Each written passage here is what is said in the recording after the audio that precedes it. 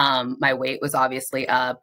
So I started to dig into this lab work to kind of figure out what was going on, and kind of got myself to this, picture that the emotional stress took its toll, turned physical, the physical stress took its toll.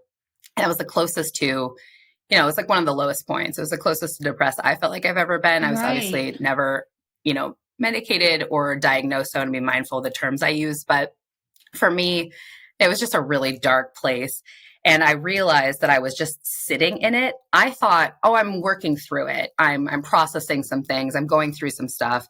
And I came across, the internet. Again, it served me what I needed at the time. This picture that basically showed the difference between ruminating and then like processing. And ruminating is if you're sitting in these like consistent talk tracks or thought patterns about yourself, or going through the same thing over and over and over again. Processing is when you're actually like moving through it, like processing, letting go, and moving forward. And so all those things together, I looked at my blood work and I put all these together and I said, you know what? Like, living for other people is robbing you of the life you want. Jocelyn, welcome to Curveball. Thank you. I am so excited to meet you, because if you are a people pleaser, I really feel like Jocelyn this is going to be one of those podcasts that you're going to be like, I am so glad I listened to it, because she has an amazing story. So tell me a little bit about yourself, who you are, what you do, who you help, why you love doing it. Absolutely. My name is Jocelyn. I live outside of Seattle in Monroe, Washington. I live in a log cabin on some acreage out here with my husband, our 4-year-old son, Liam, a dog, and 8 chickens. And I am a VP of marketing for real estate business analytics. We are a company on a mission to change how the multifamily industry uses data. And in my spare time, I am a hobby farmer. I like to make things and craft. I think that's why I was attracted to marketing. Everything from branding to creating items to crafting, hosting parties, etc., doing things with my son. Oh my gosh, that's incredible. So a multifamily, for those of you who know, is code for apartments. Yes. And it is a big, important industry that is sometimes in a funny way still so antiquated. So I could geek out. We'll have to have a whole separate podcast about your company and the data and the analytics, and how if you just pay a little bit, this is for all the marketing people, if you just pay a little bit of attention, you'll be able to save so much money. Absolutely. But be creative and use the data at the same time. Like, there's space for all of us in there. So. The data is what allows you to be creative. Correct. That's what I think is like the rub. I once was on a call with one of my clients' marketing people, and they sent her a 110-page report. I'm like, no, I was just like, I'm on the call with them and I'm just, okay, how do you make decisions off of this thing? And you can just see him like rambling the road. And I'm like, no, I said, where's the first place you go in this report? Because my head is exploding. And they think it's impressive to have this huge, that's just basically a bunch of Google reports that have no context, blah, blah, blah. But it sounds like you probably have a dashboard that changes all of that. Yeah, I mean, we have all the dashboards and all the data at the same time. So however your mind approaches data, like, I'm a visual person. I like colors. I like graphs. That's what I like. If you show me a spreadsheet, I'm bored, confused, overwhelmed all at the same time. Right. So I tend to veer away from it. But with, visualization and the way that there's your business, your data, the data of your business tells a story. And however you need to hear that story and like kind of fine tune that story, there's something for everyone in data, which is just great. It's a perfect equalizer. Yes, I love it because it takes all the emotion out of the decisions, and it totally aligns. Like, if everyone's looking at the same thing, because it's now a level playing field, they can visualize it however works for them. Yeah, that's amazing. Yeah. And I think it also allows everyone to bring their own unique kind of experience and creativity to the same problem, right? If I'm solving one problem, you're solving the other, we're never going to make anything work. You and I are solving problems, but you're bringing your own uniqueness to it. And I have the ability to do the same thing. Then we'll come up with a better solution than either one of us would have individually. Wow. I love that. Okay. Seriously. I do want to learn more about that. That's fascinating. Okay. But let's talk about I don't know, how do you refer to yourself? Ex-people pleaser or recovering a post people pleaser. But you had the most interesting way of approaching this idea of people pleasing, coming to this really incredible realization. where you were, is this even my life? Did I even create this own life, or did I please my way into this life? Oh my gosh, tell me everything. Yeah. I love that. I've never heard it framed that, but I can see how that makes perfect sense. So tell me everything. Yeah. So in summer of 2021, not to throw it way back, but I did the Enneagram test and I found out that I was a type 2. So the helper. Right. I have a wing 3, a host, which tracks, everything tracks. And as I was reading this report, I was thinking that I'm this helper, I'm a great friend, I'm a great daughter, great employee. Like I volunteer first, I get things done, I'm reliable, you can expect a lot from me. And then I read on paper that actually, if you're imbalanced with the Enneagram, you're operating from a place of insecurity, you're operating from a place of pride as a number 2. And you're actually very afraid of not being loved, valued, or needed. Oh, so yeah, yes, it hit really hard. Yes. Yeah.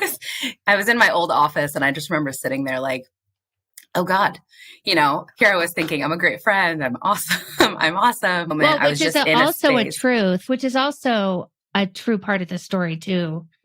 You are a great friend and people do love you too. Yeah. Even if it was coming from a place of pride is a word that I don't being associated with it for some reason. Right. I'll be proud, but of someone else, you know what I mean? But right. Why pride? That word's even that saying it. Oh, I don't.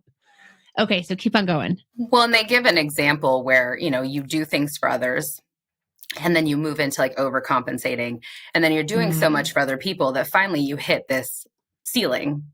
And then you turn around and you're like, well, why is no one doing anything for me? And then you get just really mad. And that's where the pride comes through. And you're like, oh, people aren't showing up for me the way they're supposed to. I'm doing too much for them. Like, what is this imbalanced relationship? And luckily, at that time, I was obviously like searching and seeking something. And I'm a firm believer that what you put out is what comes back. And so I was just very like starting down that kind of year of my life where I was very open and attracting that kind of content.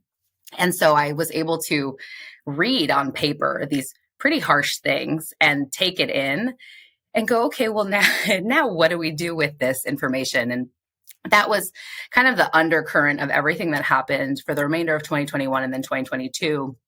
Everything that I felt, I started to kind of tie it back to that Enneagram 2.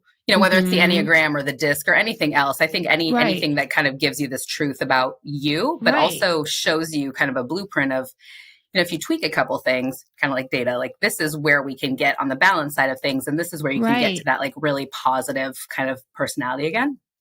Yeah. And I think like if it's really, because there's so many different tools out there, but I think if it's one that's really resonant with you, if you read it and you can take that truth, because it's like so truthy in a way. And I hope people know to be tender with yourself too when you're confronted with that kind of truth too, just because sometimes it's, oh, snap. They say when you're ready to hear it, you're really ready to hear it. And literally, I bet something fell into your lap, like in such a bizarre way. Yes, I was ready to hear it, but I don't think I was really ready to do anything with that just then. Okay. So if you fast forward to the fall, I had 3 things. I know this is about like the curveball. For me, it was kind of a series of events. I had a loved one get very, very sick in the fall of 2021 and spend like the better part of a year fighting for their life. I changed jobs. So I left a job that I'd been in for 7 years in person and moved to this fully remote startup as employee 8, where I didn't know very many people. I knew one person, hadn't seen him in 10 years, like didn't know anyone. So no one to call to kind of distract yourself or like run something by someone. And then at the same time, my husband and I decided to try for a second child. So I think each of those things alone would have brought with it its own series of stressors. You put all 3 of those together, they compounded, and the stress of one exacerbated the other and vice versa. And it just became like my road to hell and back for most of 2022. And then I couched a lot of things that I was feeling and the work that I ended up doing to kind of claw my way back to feeling better and myself into that kind of Enneagram and some of those findings and truths about me so that I could kind of gauge, okay, where are we operating from? Are we coming from a place of insecurity today, or are we coming from a place of more security? It's so interesting because I know that yours showed up. You got this blood test, and this is so interesting because I was just talking with a friend of mine who's this amazing family therapist. And we were just talking about, because I had this issue with my brain where I had an aneurysm in my brain that ruptured and was causing my muscles to waste. Like literally, that's what the doctor said. I was just like, oh, what? Anyways, so I realized now that my brain is healed that I was in such disequilibrium. Because when I was trying to like exercise or do yoga or walk or stuff for fitness, my brain was, what are you doing? We are trying to waste these muscles. And I think now I would know what that physical disequilibrium feels, because I'm sure you can reflect back. And my body had been giving me so many warning signs, so many where I would just be like, oh, my legs are really fatigued. I don't know why, or just weird stuff. And I had all these, my husband's looking back. He's like, you were talking about this for a couple of years. So a big part of yours was getting this blood test because you were trying to get pregnant, right? And you started a new job. And then you said you started to gain weight. And I'm just like, that's just like on top of it. You're like, God, I was like so insulting. Well, you just have to, if you can't tell from this gorgeous woman, the multifamily industry has the best dressed. It was just a big conference object and I was just fashion show. Everyone is super nice, very attractive and really well dressed. And you want to look your best too. So just all the things, right? All at once. Okay. So tell me your story. Yeah. So those three things happened around the same time and, kind of fast tracking that year. The stress of one exacerbated the stress of the other. The insecurities of one were brought, kind of to the forefront from the other, et cetera. So I put myself, because no one else did it, right? We all make choices, but I lived in this space of stress, emotional stress for the better part of a year. And that emotional stress turned physical, which I'm sure I've experienced in the past. But to your point, you don't know it's happening until it's kind of, you're in the thick of it and you're like, something's not right. So I gained 20 pounds in about 4 or 5 months and, woman to woman, like it was just stored in very different places. And I was like, this is weird. I wasn't eating more, moving less or anything like that. So nothing had changed. Right. I had a recurring eye twitch for about 8 or 9 months. That's what really led me to go do the blood work because that started to concern me. The frequency and the intensity of it. It's easy to write it off once. It's like, oh, I didn't sleep well last night. I had a 1-year-old at the time. And then I was very anxious. The highs were really high. The lows were really low. If I listened to music, like anything, it was like I could cry at the drop of a hat. Right. And I just things weren't normal. Like I just felt off, I sized up all my clothes that summer and I just was like, something's not right. My husband was like, okay, what are we going to do about it? So I went and ran some blood work and I came back and it basically, I'm not a doctor. This is not medical advice, right? But I came back and diagnosed myself essentially as being in fight or flight. So my cortisol was all out of whack. My fertility hormones were low. My blood sugar was high. My cholesterol was through the roof. My weight was obviously up. So I started to dig into this lab work to kind of figure out what was going on and kind of got myself to this, picture that the emotional stress took its toll, turned physical. The physical stress took its toll. And it was the closest to, it was one of the lowest points. It was the closest to depressed I felt like I've ever been. I was obviously never, medicated or diagnosed. So I want to be mindful of the terms I use. But for me, it was just a really dark place. And I realized that I was just sitting in it. I thought, oh, I'm working through it. I'm processing some things. I'm going through some stuff. And I came across, the internet. Again, it served me what I needed at the time. Right. This picture that basically showed the difference between ruminating and then processing. And ruminating is if you're sitting in these consistent talk tracks or thought patterns about yourself or going through the same thing over and over and over again. Processing is when you're actually moving through it, processing, letting go and moving forward. And so all those things together, I looked at my blood work and I put all these together and I said, you know what, living for other people is robbing you of the life you want. And that's where kind of the undercurrent of that people I see a future magnet, fridge magnet. Yeah. What is it? Living your life. What did you say? Yeah. Living your life for others is robbing you of the life you want for yourself. Oh my gosh. So this is so resonant on so many levels, because I remember when I worked corporately, one of the big reasons I burned out is, and I see this so often, a lot of times with women, just because that's who I work with most primarily, but that I would take on so much and it was an extraordinary workload, but nobody would recognize it. Even though no one asked me to do it, I did it myself. I'd be like, well, why isn't anyone saying like, wow, that's amazing. Look at, so then what I would do is I'd be, wow, then I'm going to take on this project then, and then they'll notice. And then still nobody noticed. I mean, maybe they notice, but now I've set the precedent. So then I'm going to take on this. And then before you know it, you're just absolutely, completely in that.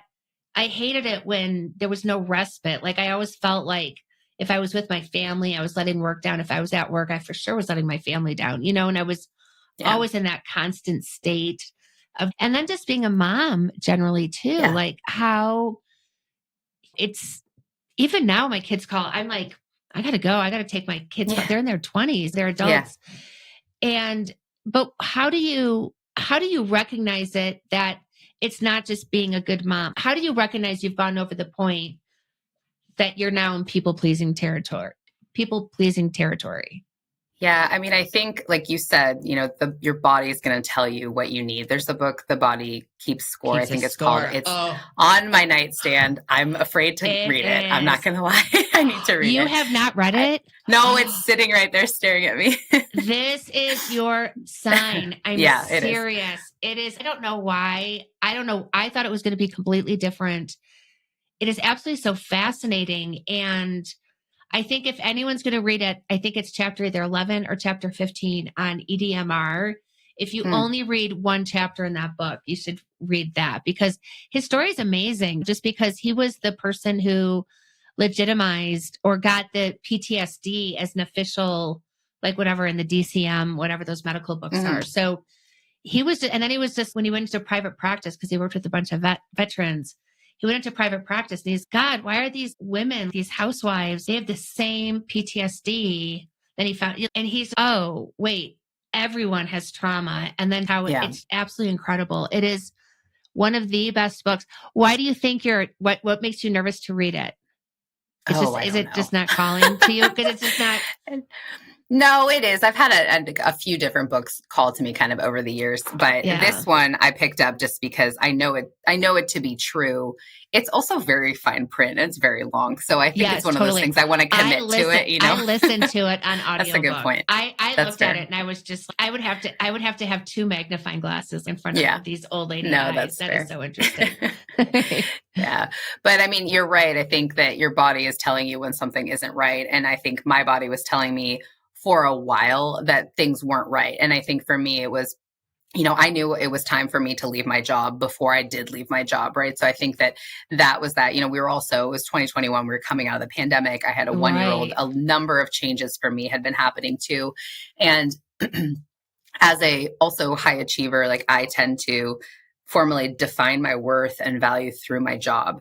And that's been a big transition the last 3 years too, is trying to, you know, my job is one title that I carry. Being a mom is one title that I have, a wife, same thing, daughter, etc., friend. But at the end of the day, who I am is Jocelyn, and I cannot be any of those titles without being me first. And so like the way to kind of find that line with a boundary, I guess, with, if you will, like as a parent, is a little bit difficult to find, but like I can tell, like I can feel it now when we're encroaching. And I say we, 'cause it's a group effort. If we're encroaching on boundaries, like if I'm not respecting my own, if it's my 4-year-old that's just kind of all over the place, I'm like, I'm tapped out. If it's, you know, my friends, loved ones, colleagues, like people have boundaries. And I think one of the hardest things as a recovering people pleaser is that there's a shift in behavior that happens where you're almost retraining people how to treat you and what to expect from you with these new boundaries, because no one asked me to raise my hand first. No one asked me to pack lunches for everyone. No one asked me to do X, Y, or Z, or to bump this so I could do that, right? I did that out of a place of, if I don't, will they still want to see me tomorrow? Will they still love me as much tomorrow, et cetera? And so now rewiring that behavior, I mean, some of the people closest to me took the first hit, right? So my husband, my parents, my brother, my best friends. And I don't mean like a hard hit. I just mean I was obviously going through something and started, it's been over the course of a couple years now. So it's been progressive, but I've made some shifts and I've started to put my foot down. A lot of that has to do with just speaking my truth more, because I've noticed, and I was noticing in 2022, 23, that if I was spilling my guts, my truth, factual or not, right or wrong, if I was spilling my guts to someone that I trusted, no matter how it was coming out and what was said, and no matter what I was feeling, I felt that better after. If I was, pushing that down for the greater good, or because I didn't want to talk about it, or because I didn't know if it was right or wrong, and I was second guessing myself and not speaking my truth, I was miserable, right? And so flipping that, I may fire off something that I'd like to take back now, say something more often than not. So we were talking before the show, and you grew up in France, and I said, yes. So when you go back to France, do you have an accent? And you're like, oh, yes, I sound like an American speaking French. And I said, I'm positive if you spoke French to me, it would sound very, very French. But it's that you have this one way of being, then you have this new way of being. And then how do you go to, you have to test your boundaries almost to say, well, what does it feel like to speak my truth? Is it being mad? Is it this? Is it what I see in television? Yeah. I think you're literally trying to find, what is this? And I know what it's when you're changing, because I did a lot of work, spiritual work, when I started my own business, because it started in sort of a funny way. And I know my husband was super supportive, but I also know it was a big change for him, me changing too. Because he's like, is she still going to be fun at parties? Is she going to be so serious all the time? I hear you. Yeah. And then you have all that enlightenment too. And those rushes of, oh my gosh, I so get it. That sometimes I think it becomes something you talk about too. And they might be thinking, will she talk about something else? So it is. So one of the things that you did some really intentional things that I think are really interesting. And one is that you removed anything that allowed you to numb out. So you stopped drinking immediately, because you were just, I'm just going to stop drinking. Yeah. So I can feel everything. And were you sort of in that gray drinking category, how some people are, that they would have a little bit every day and they didn't have a problem, but they didn't they made it feel, or? Yeah, it was never about the alcohol for me. I mean, I had been considering, so I stopped drinking August of 2022. So it's been just over 2 years now. I was never a big drinker. I was a social drinker, just like I think a lot of people are. But I also am couched in insecurity. The default mode for me has been insecure, keep up with the Joneses. Oh, if they can, I can too. Don't show a weakness, be perfect, always around. Right. Yes. And so, I know that I will drink in situations that were social, but I think also where I was insecure. So that, I just could use a little liquid courage for that. I wanted to take that out of the equation. The other thing that was happening around the same time that I started considering not drinking was, my loved one who had been sick was going through a medical procedure, and they're very far away. And I did not go for the procedure. And I risked, because I wasn't in a mental space to go. I was just not doing well. And in my mind, I was like, I couldn't save them. So I have to save myself, which sounds very dramatic. But when you're kind of sitting in this talk track of always helping others, always fixing, always showing up for others, and putting yourself on the back burner, again, at no one's request, but my own ways of doing, I chose not to go, and I risked never seeing my loved one again to save myself and to put my mental health first. And is one of the most dramatic and devastating choices I've ever made. And I say that, when I said, some of the people closest to me took the biggest hit, that's a big hit.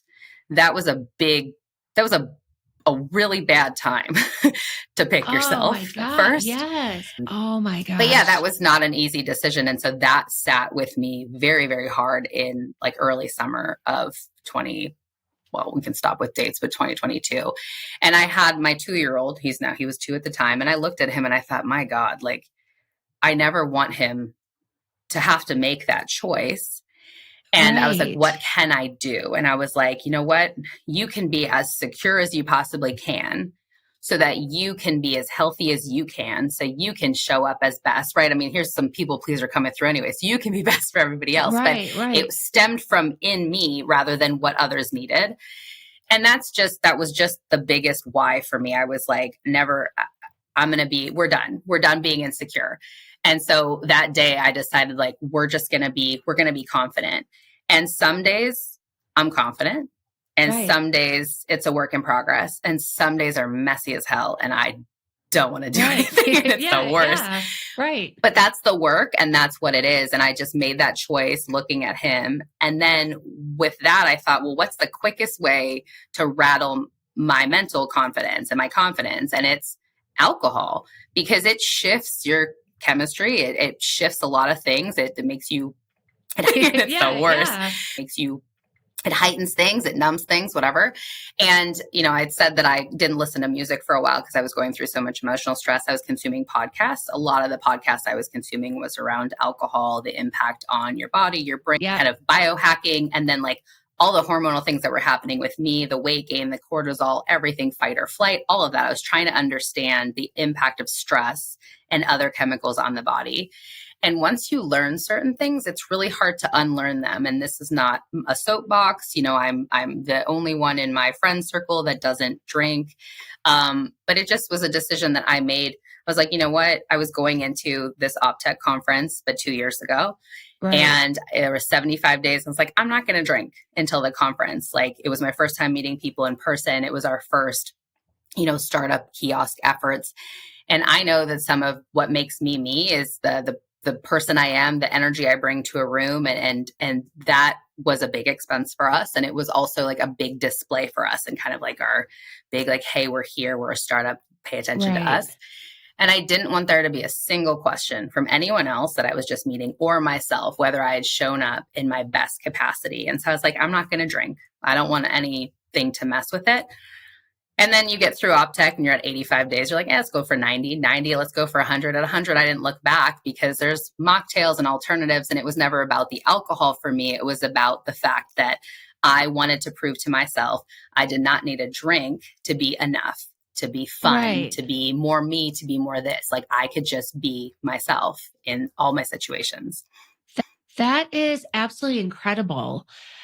I was talking with a friend of mine today, and we were just talking about just to make a big shift, that it really just requires you just to make a conscious decision and then just to be aware of it too. And one of the things I really like that you've done is you really educated yourself. So you were like, something's not right. I'm going to do blood work, but I'm going to figure this out on my own. And I'm going to become an expert in my own body. And everything you're saying makes sense. And I know you're saying I'm not diagnosing anyone, but I totally get that. And then educating yourself on what happens with alcohol, because I read this amazing book called Women Who Quit. I read it. Yeah, it is so good. Mm-hmm. Well, because my dad got sober through AA. So it was a really big part. And so, oh my God, I will tell you, that book got me into reading so much feminist literature though, because she's this patriarchal concept. And how dare you? But I totally understand.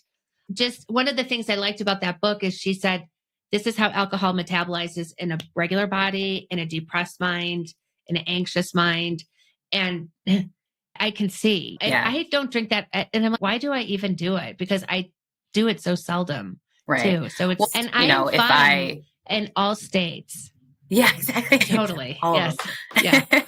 Well, and I noticed too, when I was drinking, during that same period, obviously, like, my body was just, I mean, it was everything from, grief to fear to denial to, everything was just like really raw and like very at the surface. And I'd gone to therapy a couple of times, like in other seasons, but I feel like I had just scratched the surface of things and then like, I'm good. I'm like left. Yeah. And so this period, I was like, ooh, it is. We did not touch a thing. Right. And it was all right there, just ready. And it was just the right, perfect time for it all to happen. And, as much as it was awful, I wouldn't change a thing. I wouldn't change a darn thing. But I will say that what I love about the Quit Like a Woman, or whatever the book is, the parallels that they made between, the cigarette industry or the tobacco industry with the alcohol industry. Yes. From a marketing perspective, I was fascinated by the fact that they're like, oh, we ran out of consumers on the male side, so we've moved into the female demographic, and particularly moms. White Claw was invented. Everything, right? White Claw. Ew, now I understand everything White Claw. But I do think what's happening, my son he does not drink, and his girlfriend does not drink. And I think that that's very cool. They're both in their early 20s. And we were one of the things that I think is so interesting about alcohol abuse is how in AA we're powerless against, they make it seem like, and I get this again from the perspective of this book we're talking about, you have a character defect. You're powerless over alcohol where there are other people who aren't. And I understand the concept from AA. I'm still very endeared to that program. But I told my kids, look, everyone's powerless against alcohol. If I drank a bottle of vodka, I for sure would be powerless. I would be blackout, paralytic, probably getting sick, right, because everybody is. So it's every human being. If you think about the beginning of your journey, right? What would you say, or someone who's thinking this is so resonant with me, what would you say now, knowing what you knew in the beginning, that would make it a little easier or clearer? What is a good first step? Oh, man. Honestly, like the biggest thing that I've learned is just to listen to myself, right? One of the things that I your body will tell you. Here's the thing though. I believe your body will tell you one thing, your heart can tell you another, and your mind's going to tell you a third thing. So we're still not out of the woods, right? You might have 3 different things that someone's telling you, or that right, you're telling yourself. But either way, like you're hearing something, you just have to respect yourself enough to listen. And I think that's been kind of the biggest thing for me is it is okay to take up space. It is okay to hear what you need to say. Like some of the biggest things for me that I use to this day is, I name my feelings. I've been called emotional my entire life. It's been used against me in the workplace. It's been used as I'm a crier. I am a crier too, but you know what? I don't cry nearly as much now as I used to 2 years ago. I don't know if I cried it all out in 2022 and there's nothing left, or if I just think I'm happier, I'm more balanced, and I'm more in control of who I am. And I know who I am now, and I know the things that I don't want to give energy towards, and the things that I will double down on in energy. Right. And so, yeah, I name feelings a lot. Like I work from home. Obviously, it's my dog and I at home during the day. And when I feel something, you can feel it in multiple places. I think we've all seen the graph of like, where do you feel it in your body? Like, what might that be? But I do a lot of I will call myself out. Literally, I'll be sitting there and I'm clearly like, it's not leaving the body. I'm like, what is your deal? Like out loud, what is your deal? Just say what you need to say. I've said some ugly things. I have written some ugly things. Right. Yeah.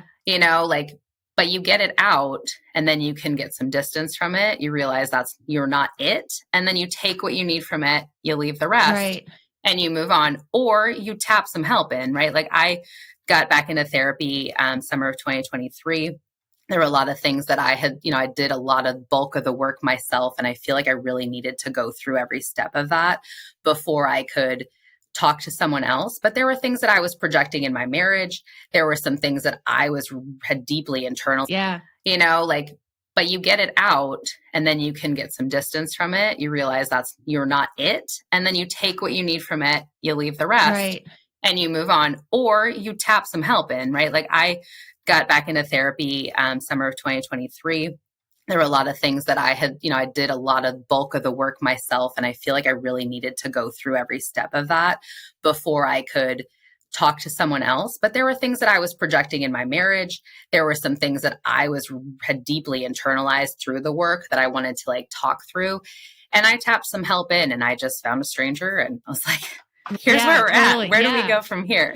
So it is so interesting talking about that idea of stuffing emotions, because so for about 4 months this summer, I thought I might have ALS. And so when you have a deadly diagnosis sort of hanging out there, like there's no way you're not going to be thinking about your mortality or your life or your kids but I remember feeling like, oh no, I need to somehow be heroic. And if I have a bad thought, I have to turn it around into a positive, or otherwise I'm going to manifest that outcome.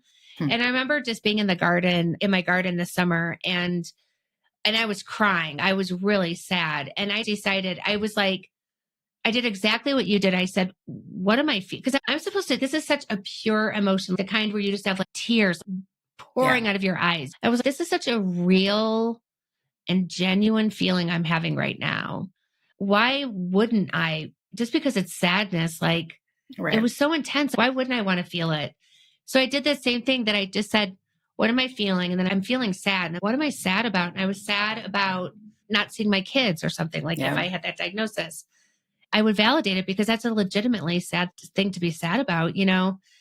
And then I would say, but do I have any facts to support this? And then the thing is, and I 100% of the time with my health, I didn't, because you don't get the facts until you get the facts. And then, but I would be calm though by the end of it.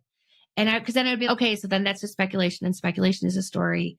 But then I was just like, this is so healthy because you feel the whole of the emotion. Yeah. When you allow yourself to feel the emotion, because then, I don't know, to me, it feels complete. Like if I ever wanted to go back to feeling that particular sadness, it's gone like a vapor, meaning, and this is so healthy. And why have I not allowed myself to feel before? Because it is not nearly as scary actually having the feeling. Yeah. Well, and I read something too in that period of time that and I'm going to quote it wrong, but a feeling lasts like 2 to 5 seconds. Right. It's what perpetuates the feeling is the thoughts and the talk track that you attach to it. Yep. That you then continue, and it just takes a life of its own. And I'm very good at telling stories, like good, bad, or ugly, like whether they're the stories I'm telling to myself, the stories I'm telling for work. I love talking, right? But I can make a mountain out of nothing very quickly. I can too. I had a meditation teacher who's had their emotions last for 90 seconds. And I'm it's bullshit. 90. Okay. I said, bullshit. I said, I've had some that have lasted for 14 years. And she's like, that's not emotion. And I said, anyway, so she was that's right. A marriage. Yeah, totally. Yeah, totally. So I'm so interested. So what was your first big no, or what was the first thing that you did that really showed you, okay, I am definitely consciously changing? And you said no to somebody, or you didn't people please in a situation. You were driving home saying, holy crap, I did it. What was the first thing that? Yeah. I mean, obviously, like the big decision that I made for myself had to do with my loved one, which is just an unfortunate decision, but luckily I didn't have to pay the price for that, which is a blessing. I would say I didn't pick up the phone when someone called. It's as simple as that. Like you and I talked about this offline, but when you come to the realization that you have made a lot of decisions in your life out of this people pleaser mentality, I stopped at one point and was like, oh God, like, do I want anything that I have? Or did I agree to everything that I have? And I was like, well, girl, you got to figure that out real quick, because you are married, you are a homeowner, you are a mother, like big decisions we've made. But I also, take them not smaller, because friendship to me is very important. So my best friends have been through this journey with me, and I'm forever grateful for them. And they're, like if you look at Brene Brown's quadrant, like they're the people I call when I need it, when I need someone to like kind of gut check me. They've seen it all, and vice versa. But, I've started to protect my energy. I think that one of the things, I used to think that I was solely an extrovert, like I needed to be around other people all the time. And then I started working remotely, and that was just a trip in itself, because there wasn't anyone around, and I didn't realize how much I was using other people to distract myself from the discomfort of just sitting with myself. And so when you're remote and it's your dog and they don't talk back, like you just have to sit with it, which is they why just listen. He's heard some things, like, my God. I remember when I started working from home, I looked at my dog's name. We're going to get real close. I can tell. Yeah. Mine's like hard of hearing now. He's heard too much. He's like, I'm out. No more. But anyway, and so I just, you start going through that, and I started to guard my energy. And I, obviously, like my son is 4, so he just loves mommy regardless, except when she yells. Right. So we work on that. My husband obviously got brought in to the fold a lot more and quicker, right? Like, especially with me not drinking, that was a big decision. Not that, we're going out, obviously we have a son. And so that life has looked a little differently since we've had him. But, right. My husband drinks, my extended family drinks. And so, it's made for some very interesting conversations at home as well. Some boundary setting for me. And so anyway, like, I just didn't pick up the phone for a girlfriend. She called and I was just not in a place where I had any energy to give to anyone else. Right. And I just didn't pick up. And I was like, it's okay. Like, she will call me back, or I will get to her when I can. And it is okay to flip that switch on right now and just give her whatever I might have left. I just really like that, because sometimes I was chatting with somebody who also is an intuitive hypnotherapist. No, a serene spiritual hypnotherapist. I'm like, that sounds amazing. And she was saying she helps people with relationships with toxic mothers. We were talking about, I know you're not even supposed to ever talk that. And it's so interesting. Yeah. Because even when we were talking about our moms, I feel like I need to be defending my mom, even though everything she was saying was true. But she said one of the best things about boundaries is you don't have to tell people that you have one. Like, you don't have to call all your girlfriends and say, look, I am not going to be on call, so don't expect me. You could not pick up their call, and that is you having a boundary, and nobody else really has to know. Sometimes I think people think you have to have this like knockdown. You have to have this big, heavy conversation where everyone's just, oh my God, blah, blah, blah. You're amazing. Thanks for being so awesome. Yeah. And I don't think you have to do any of that. You could just stop. Yeah. You can literally just start stopping whatever it is you want to stop doing. Yeah. I've also started, like, I'll call myself out too as something's happening. So I like to help. Right. And here's the thing, for every imbalanced Enneagram trait, for all numbers, there's a balance trait for that. And at first, when I read the Enneagram 2 and I read all the imbalanced things, I was like, couldn't I have been anything else but this one? Like, is there a reason I had to be the 2? And, I get to go back, and I would like to go back and kind of read about it again now in this space and season, so that I can kind of celebrate and get back to, okay, well, this is what makes you who you are, and who you are with your friends and family and at work, et cetera. But because I do like to offer help, and I like to just be helpful, that's just period, balanced or imbalanced. Every so often I'm like, oh, I saw this and it made me think of someone, like, that's the friend that I am. I'll call and be like, and then this. And I will now catch myself and be like, you know what? I have a tendency to offer help and jump in somewhere I'm not needed. So if this is not helpful, that's totally fine. Or FYI, I heard this, let me know if you want to hear more, and like, I'll let you come to me. So I'll start calling myself out on it too. It just makes it a little bit easier than other people being like, okay, thanks. Well, and I think that that's the true definition of compassion, which is that you don't have to, that's when I really saw compassion in action, I was, oh my God, that is so nice. You really do not have to fix people. You can just say, tell me everything. And then it's, how can I help? And then so you can still be there in such a significant way. Yeah. But my son has anxiety, and sometimes he calls me and he's hot. And of course I want to help I go into fix it mode, which is not, I don't have anxiety, but I can appreciate how that is not, you're just not, you don't have the capacity for that at that moment. And so then I would just tell him, just tell me everything. And then I would say, how can I help? And he's, I just needed to vent. I think I feel better. And and I thought that's really nice. And then that also helps me too because I used to, I guess, people please, but also get very invested in giving people advice. Great advice, by the way. Of course, I always have amazing advice, but be very invested if they didn't take it. Right. And so it's just not, I totally get that. Have you had to let go of any relationships, or now do you get red flags when you see people? You're like, I just know that person isn't.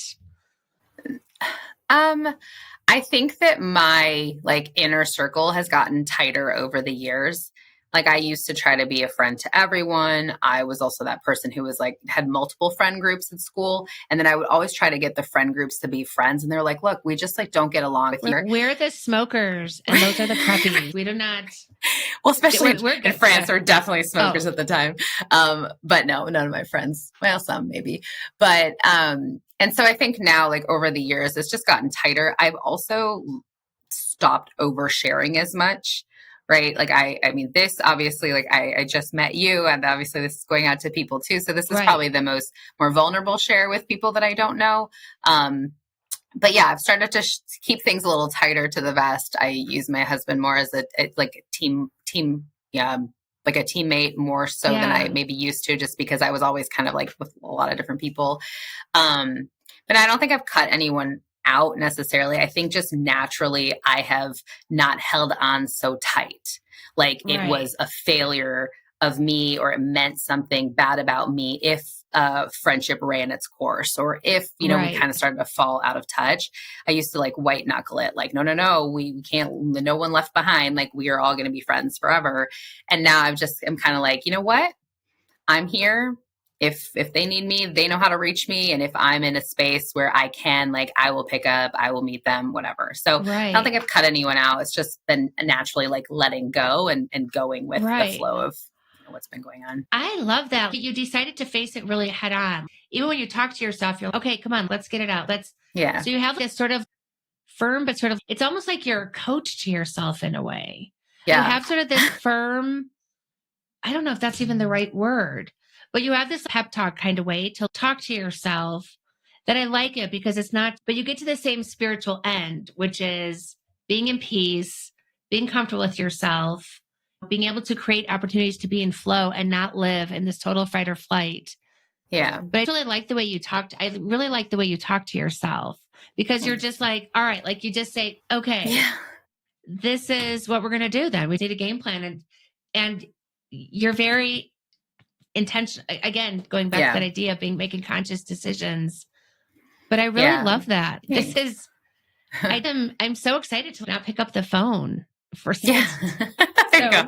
I'm sorry to whoever that is. I just think that it was, there was a lot of heavy things, and the easiest talk track was that I just wasn't enough, right? I mean, my husband and I have been trying to grow our family for 3 years now. The odds of that happening for us are very, very slim at this juncture. And, there's a time to like feel it. There's a time to wallow. There's a time to support each other.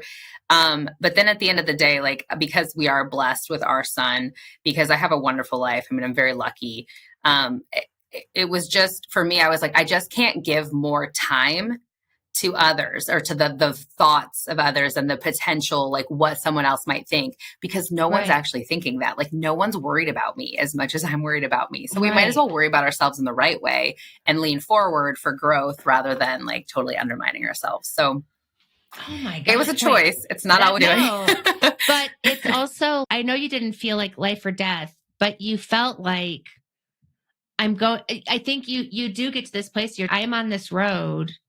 And is this the road? Because I noticed when you end up becoming successful, you have the big job, you're making a lot of money, and everyone around you is sort of semi-miserable. So you're like, I guess this is what it means to like have it all, and it's easy to, I just read this quote today that's so good. It's, a ship in the harbor is safe, but that's not what ships are.